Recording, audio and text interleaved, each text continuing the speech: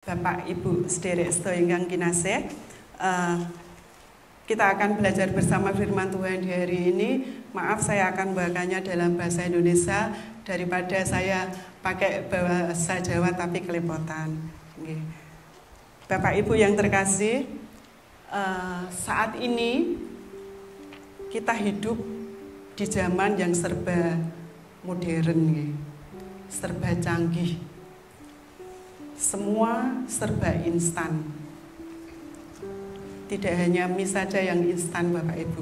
Ternyata hidup kita pun dibuat sebegitu rupa instan. Semua serba cepat. Kita mau apa sudah tersedia di depan kita. Semua serba modern di era digital ini. Yang hidup sekarang ini dituntut untuk melek teknologi. Artinya apa Bapak Ibu? Kita diharapkan tahu tentang teknologi. Walaupun seperti saya ini dikatakan begitu tidak melek teknologi, gaptek, gagap tentang teknologi.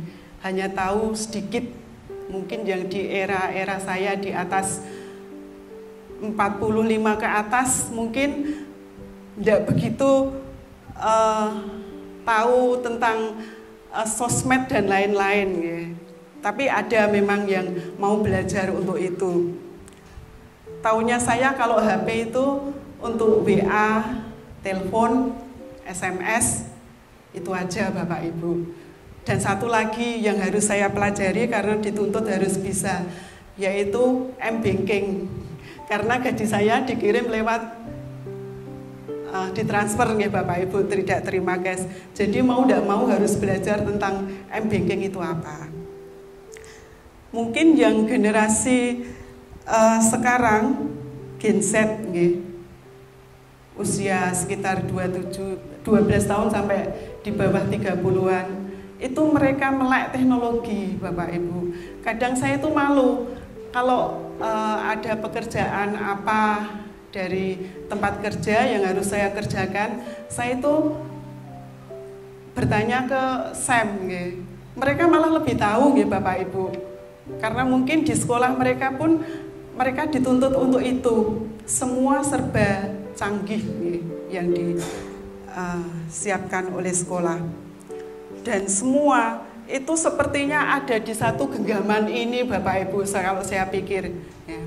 Kalau mau kirim kabar lewat ini, kalau kita mau tahu keadaan keluarga kita yang di luar kota, kalau dulu harus ketemu butuh waktu berapa lama untuk bertemu dan kita bisa berkomunikasi, tapi sekarang melalui ini kita bisa bicara ya, seperti Mbah Ros dengan Om Slamet yang di Kalimantan, itu bisa tatap muka melalui ini Bapak Ibu.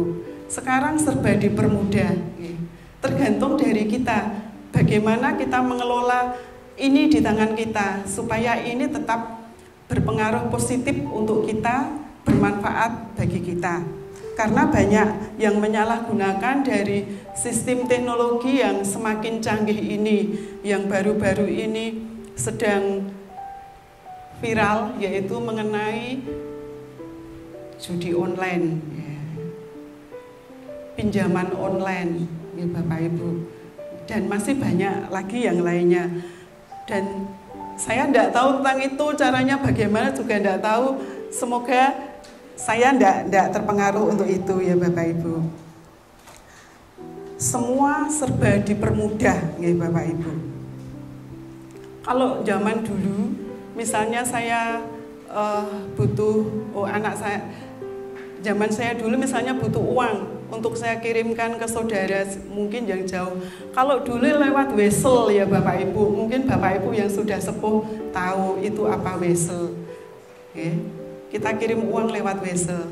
Tapi sekarang hanya dengan satu tunjuk jari saja uang sudah terkirim, berapapun kita mau kirim.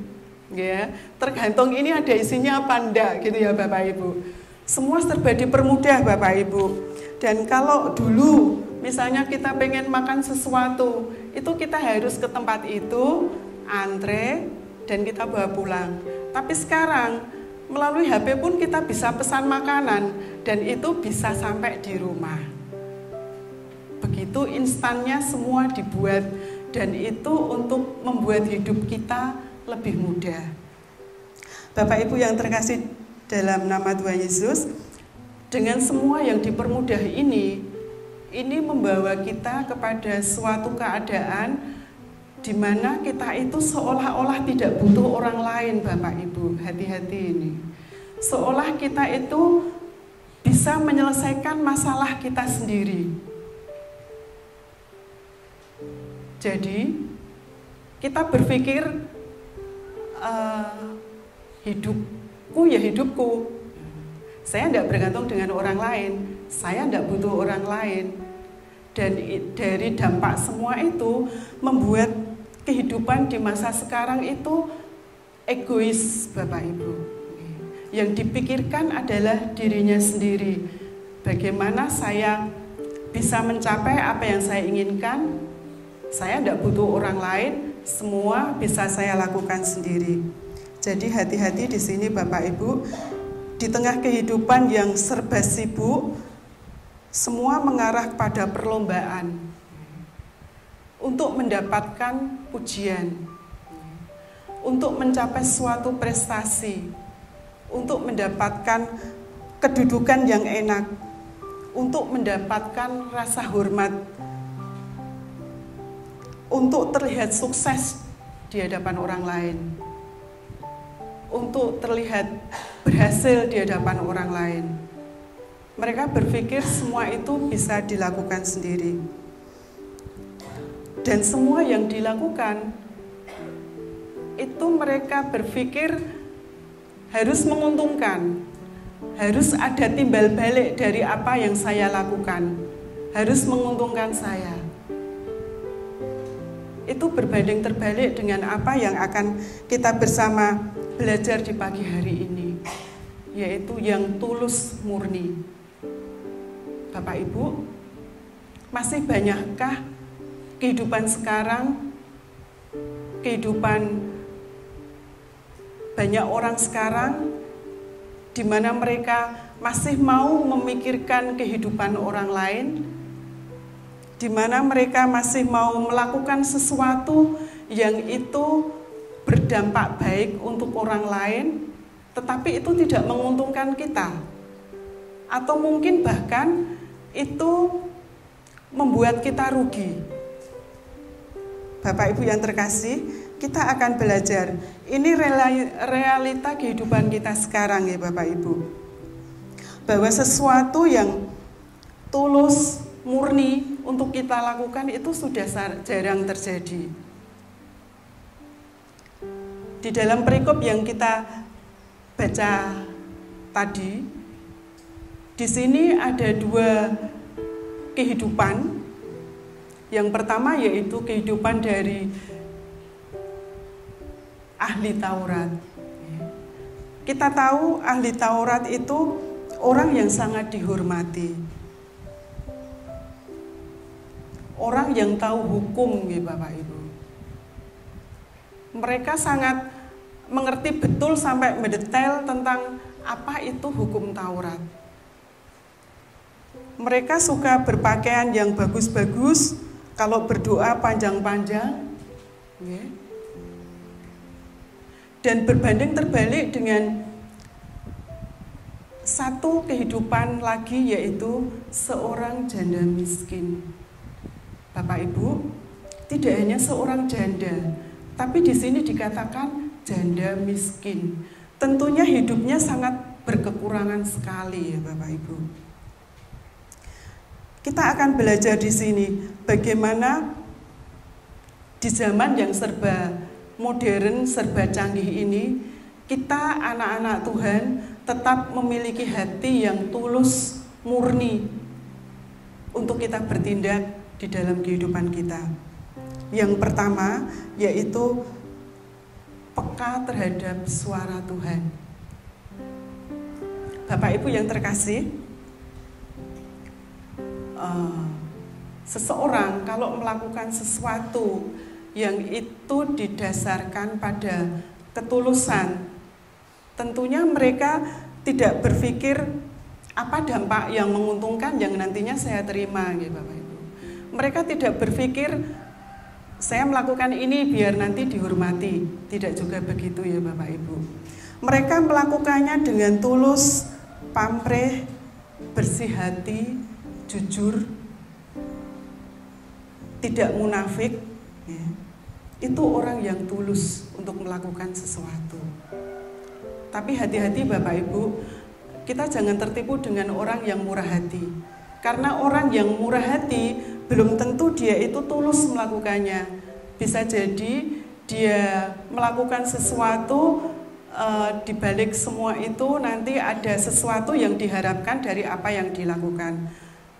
Terlebih di saat seperti ini, menjelang pilkada, ya Bapak Ibu, banyak janji-janji yang diberikan, tapi ada timbal balik yang mereka harapkan dari apa yang mereka lakukan.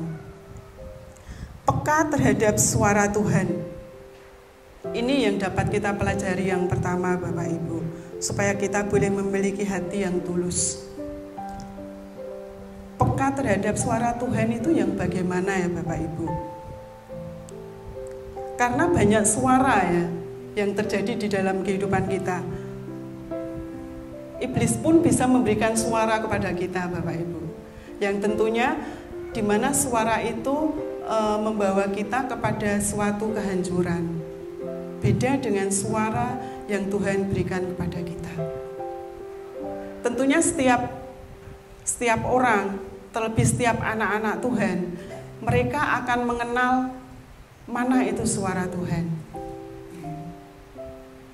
Dan bagaimana kita boleh belajar, kita boleh peka terhadap suara Tuhan itu, bagaimana kita boleh mendapatkannya, atau bagaimana kita boleh belajar supaya kita itu peka terhadap suara Tuhan.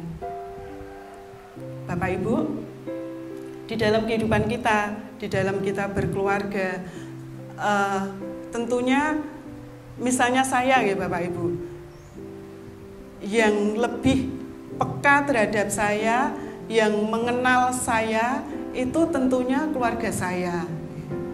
Terlebih Bapak itu mengenal saya. Misalnya saya sudah bilang, kok rasanya badanku tidak enak. Saya harus hati-hati Bapak Ibu. Ini kemungkinan vertigo saya akan kumat. Mungkin Bapak Ibu yang punya sakit seperti saya, vertigo, tahu kalau vertigo itu akan kumat. Itu salah satunya kalau kecapean, berpikir terlalu berat, rasanya sudah tidak enak itu. Saya sudah berhati-hati, saya harus menjaga diri saya, dan yang tahu batas mana saya harus bertindak itu saya. Itu Bapak lebih mengenal saya, apa yang harus dia lakukan. Mengambilkan obat, terus minum yang biasanya saya minum untuk mencegah supaya vertigo ini tidak berlanjut. Bapak Ibu, begitu juga dengan kehidupan kita. Kalau kita ingin peka terhadap suara Tuhan, kita harus mengenal Tuhan. Tidak hanya tahu Bapak Ibu, tetapi mengenal. Beda nggih orang tahu dengan mengenal.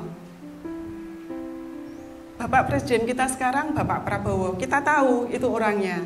Ya. Tapi Pak Prabowo tidak mengenal kita. Ya. Beda dengan saya dengan Bapak. Saya tahu Bapak dan saya mengenal Bapak.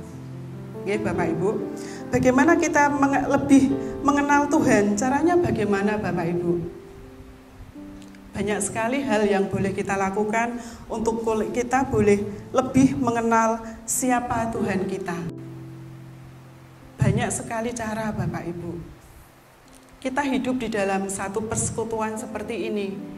Kita ini belajar untuk mengenal siapa Tuhan kita.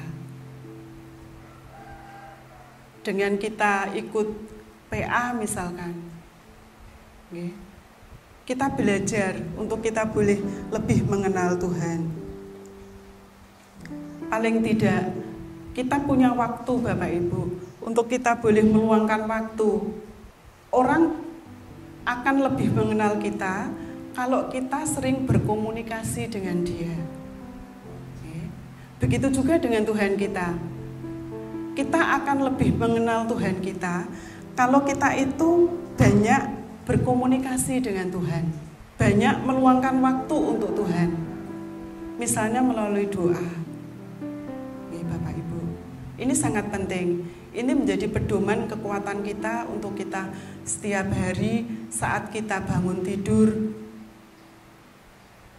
Paling tidak kita mengucap syukur pada Tuhan melalui doa. Karena ini yang menjadi kekuatan kita untuk kita melangkah satu hari di hari yang akan kita jalani ini. Dan masih banyak lagi hal-hal yang kita lakukan untuk kita boleh lebih mengenal Allah kita. Kadang orang beranggapan, Bapak Ibu, ke gereja itu percuma. Sekarang ibadah online melalui HP bisa, banyak sekali. Tapi banyak hal positif yang boleh kita ambil saat kita beribadah berkumpul seperti ini. Kita boleh saling menguatkan antara saudara kita yang satu dengan saudara kita yang lain. Di sini kita boleh saling mendukung. Itu hal pertama yang boleh saya sampaikan, bagaimana supaya kita bisa hidup tulus, murni, yaitu peka terhadap suara Tuhan, bukan suara yang lain, bukan pengajaran-pengajaran sesat yang itu bisa dilakukan oleh ahli-ahli Taurat. Yang kedua, Bapak Ibu, hal yang bisa kita lakukan untuk kita boleh hidup tulus, bagaimana caranya? Yaitu hidup mengandalkan Tuhan. Hidup mengandalkan Tuhan. Sepertinya ini mudah ya Bapak Ibu, kalau kita ucapkan di saat hidup kita aman-aman saja. Tapi pada saat hidup kita Tuhan izinkan menghadapi sesuatu yang harus kita alami, tentu ini sangat sulit. Namanya orang mengandalkan, itu kita pasrah bongkoan, Bapak Ibu. Kita hanya berserah kepada Tuhan, mengandalkan Tuhan. Seperti yang dilakukan oleh janda miskin ini, Bapak Ibu. Namanya seorang janda miskin. Tentunya hidupnya itu sangat berkekurangan. Bapak Ibu, tidak punya tabungan atau deposito, dia tidak punya. Dikatakan di sini, waktu dia mempersembahkan itu, janda ini memberi dari kekurangannya semua yang ada padanya, tidak sebagian Bapak Ibu, tetapi semua yang ada padanya, yaitu seluruh nafkahnya. Seluruh nafkahnya Bapak Ibu. Kita tahu misalnya kita bekerja seharian dan hasil jerih lelah kita selama sehari itu kita persembahkan. Tentunya orang berpikir, lah terus kamu nanti mau makan apa? Gitu kan Bapak Ibu. Nah, di sini janda miskin ini memberi teladan bahwa dia boleh mempersembahkan dari seluruh nafkahnya dan dia tahu bahwa hidupnya Tuhan yang pegang kendali. Tuhan yang akan bertindak. Tuhan yang menjadi sumber kekuatan dia satu-satunya. Tuhan yang mempunyai kuasa untuk mengubah tindakan, hati, situasi di dalam kehidupan kita. Bapak Ibu, janda miskin ini memberikan semua nafkahnya karena dia tahu bahwa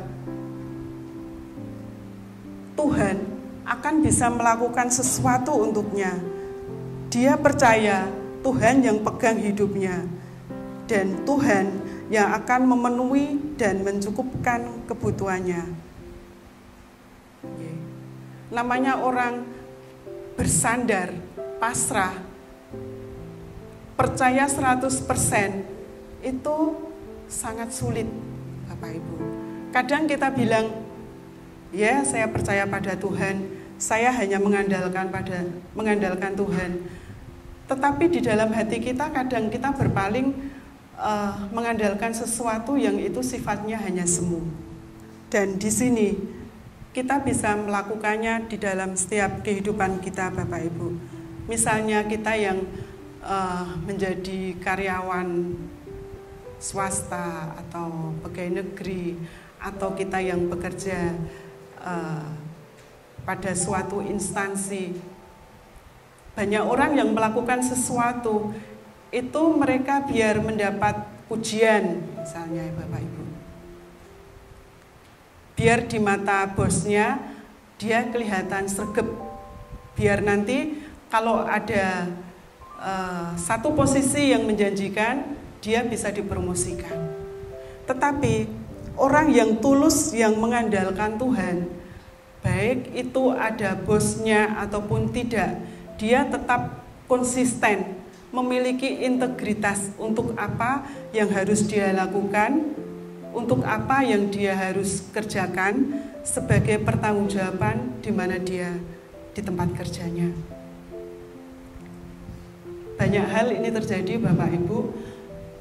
Saya merasakan sendiri, walaupun pada awalnya saya itu berpikir kalau saya bekerja di instansi Kristen, maaf tempat saya bekerja, itu semua akan mulus-mulus saja. Semua saling mengasihi, semua saling bekerja sama. Tetapi tidak semulus itu, Bapak Ibu, ternyata.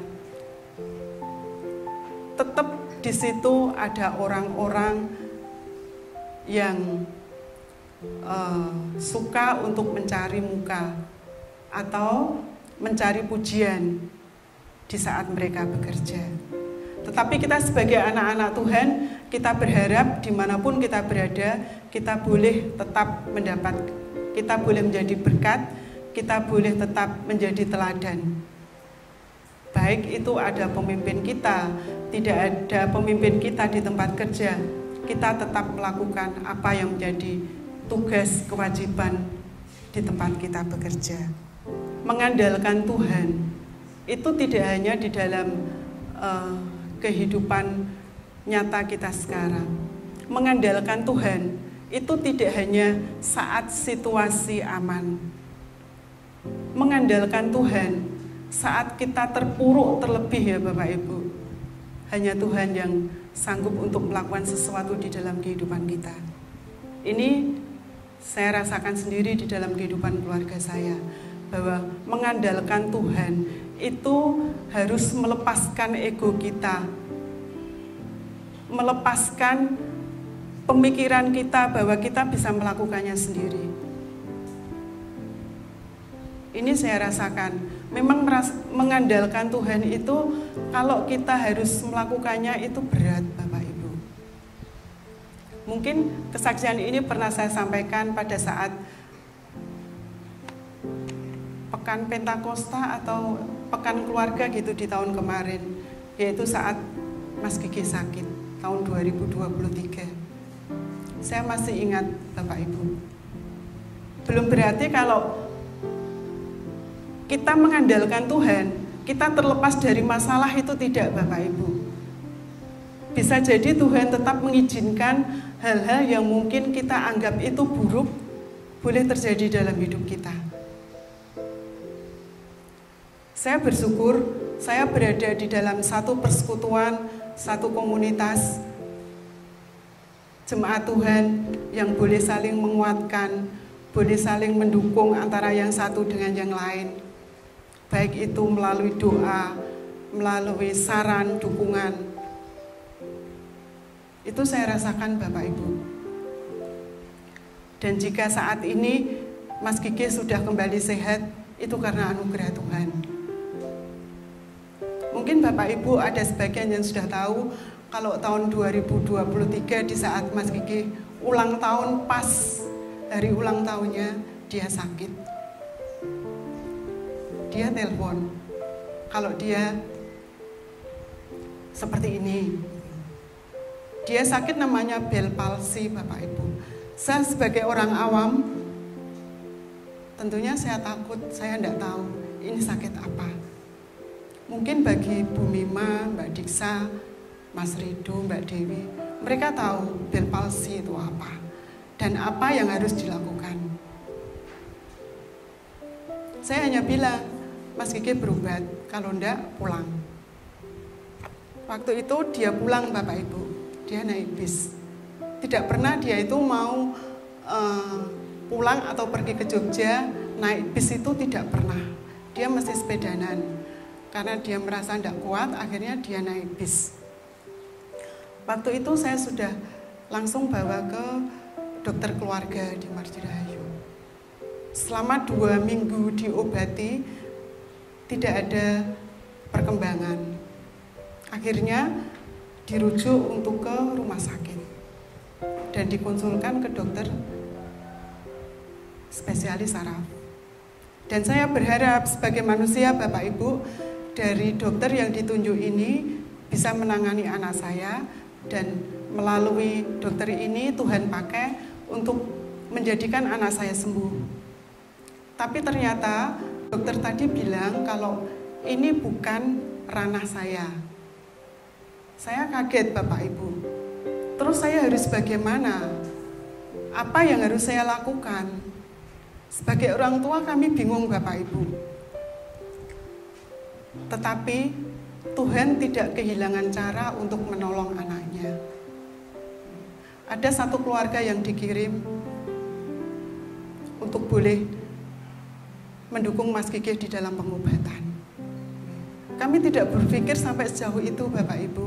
Satu keluarga ini datang ke rumah malam-malam di saat kami sedang berpikir kami harus bagaimana, Tuhan kirim keluarga ini.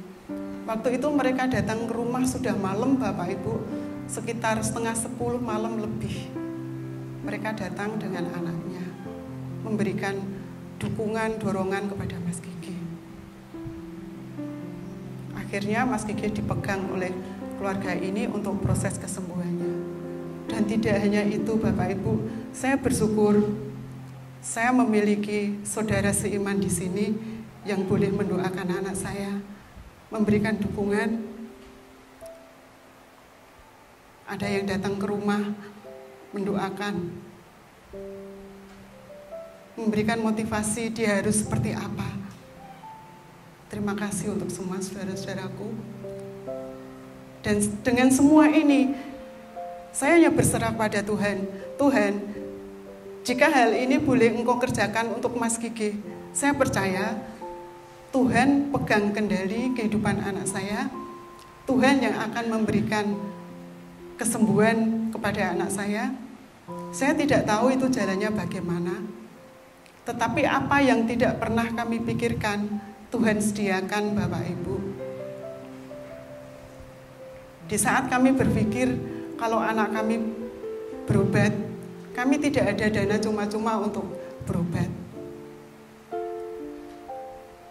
Tetapi melalui keluarga satu ini, Tuhan memberkati anak kami. Kami tidak kehilangan uang sepeser pun, Bapak Ibu. Ini adalah jalan Tuhan. Tuhan boleh mengirim satu keluarga yang boleh menjadi berkat. Dan tidak hanya itu, dukungan doa dari saudara semua, itu yang membuat anak saya dikuatkan dan boleh sembuh, dan boleh beraktivitas kembali, boleh mendapatkan kesehatan kembali sampai dengan saat ini. Dan biarlah melalui kehidupannya nama Tuhan dipermuliakan. Yang terkasih dalam Tuhan, dari poin yang kedua ini, hidup mengandalkan Tuhan. Banyak sekali tokoh di dalam Alkitab juga yang hidup hanya mengandalkan Tuhan. Seperti yang dialami oleh Yusuf, Bapak Ibu. Hidup mengandalkan Tuhan. Walaupun pada awalnya Yusuf ini seperti terpuruk, ya Bapak Ibu. Dia dijual oleh saudaranya. Sangat sakit rasanya, Bapak Ibu. Kalau yang menjual itu orang lain mungkin berpikirnya sudah beda, karena tidak ada hubungan darah atau yang lain. Tapi di sini yang menjual adalah saudaranya. Tetapi di saat Yusuf terpuruk, dia tetap berharap kepada Tuhan. Dia boleh menjadi berkat bagi saudaranya yang menjualnya dia pada saat terjadi kelaparan. Ada lagi Bapak Ibu, Sadrah, Mesah, dan Abednego. Ketiga orang ini hidupnya penuh dengan integritas. Di mana di zaman Raja Babel Nebukadnezar, satu kerajaan menyembah patung emas. Tetapi ketiga orang ini tetap menjaga, karena dia hanya beriman kepada Tuhan. Walaupun akhirnya ketiga orang ini harus dihukum melalui perapian yang 7 kali lipat panasnya dinaikkan, tetapi Tuhan tidak kehilangan cara untuk menolong ketiga orang ini. Tuhan memberikan perlindungan. Ada lagi dalam tokoh Alkitab, Daniel, yang dipakai Tuhan. Tuhan pun tidak kehilangan cara untuk menolong Daniel. Tuhan mengatupkan mulut-mulut singa, yang mana saat itu Daniel tetap menjaga integritas untuk tetap berpegang kepada Tuhan. Dia harus dihukum untuk masuk ke dalam gua singa. Bapak Ibu, demikian juga dengan kehidupan kita. Andalkanlah Tuhan di dalam setiap langkah kehidupan kita, karena Tuhan yang pegang kendali di dalam kehidupan kita. Tidak hanya saat kita aman, senang, keluarga kita damai, tidak ada masalah. Tetapi saat sesuatu yang buruk terjadi, sesuatu yang tidak mengenakan kehidupan kita terjadi, kita tetap mengandalkan Tuhan di dalam kehidupan kita. Bapak Ibu yang terkasih dalam Tuhan, dua hal ini mari kita lakukan bersama-sama. Kita boleh belajar. Kita bisa menjadi anak-anak Tuhan yang di dalam melakukan sesuatu kita bisa tulus melakukannya. Yaitu pertama, mari kita peka terhadap suara Tuhan. Suara yang hanya berasal dari Tuhan, yaitu ajaran-ajaran yang Tuhan berikan kepada kita. Yang kedua, mari hidup hanya mengandalkan Tuhan. Karena ini yang bisa menjadikan kita, untuk kita boleh menjadi berkat bagi orang lain, kita melakukan sesuatu tanpa pamrih, untuk hormat dan kemuliaan nama Tuhan. Amin.